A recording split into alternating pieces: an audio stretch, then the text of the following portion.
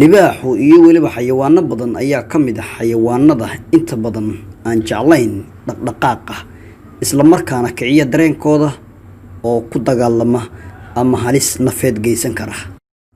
Ninkani waa nin Maraykan ah oo ah kuwa film qaadayaasha ama xayawaanada duuba isla markaana soo aaday duurkan. Haddaba haddii aad maqli jirtay nin Soomaali oo dhahayo libaax ayaan inta habeen isor fadhinay, waa arrin jirta oo dhab ah. libaaxu intiisa badan kuma degdego bini'aadamka, inta badan weliba dhurwaaga iyo weliba xayawaanada kale kuma degdegaan bini'aadamka sida ay ugu degdegaan duurjoogta ama xoolaha kale. tan kale daraasad la sameeyay waxaa la ogaaday in libaaxu haddii aadan dhaqaaqin ee si weji aad uga hor timaado uu kugu soo degdegi karin inta badan, balse uu ku hareeraynayo hadday yihiin dhowr ama mid kale. sidoo kale haddii gacantaada ay wax ku jiraan sida torrey, bir ama waxyaabo kale, inuu dib u istaagi doono isla markaana kaa baqayo kana shakinayo. haddaba muuqaalkan oo ninkan uu sameeyey ayaa ah mid cajiiba isla markaana uu naftiis halis ku geliyey. waa laba libaax oo halkan fadhiya nasanaya, isla markaana wuxuu isku dayayaa inuu u dhowaado, balse mid ka mid ah ayaa shakiyey isla markaana isaga tegay goobta, halka midka kale uu ku sii adkaystay.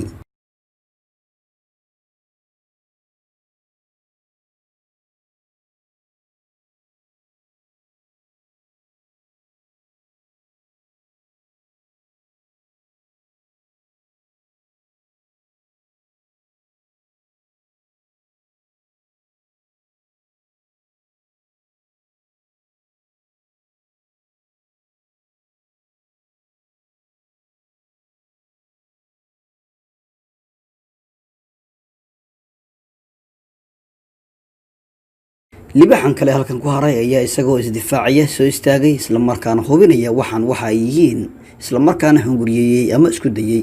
balse ninkani oo isticmaalaya khibradaha libaaxa isla markaana aqoon dhowr jeer u leh ayaa adkaystay isla markaana dabada ku siqay si tartiib tartiib ah si uu isaga ilaaliyo. ma aha libaaxa waxyaabaha loo dhaqdhaqaaqo ama la sameeyo inta badan ka cararka. haddaba muuqaalkan ila daawada oo dhammaystirta waa muuqaal cajiib ah oo runtii la yaab xambaarsan.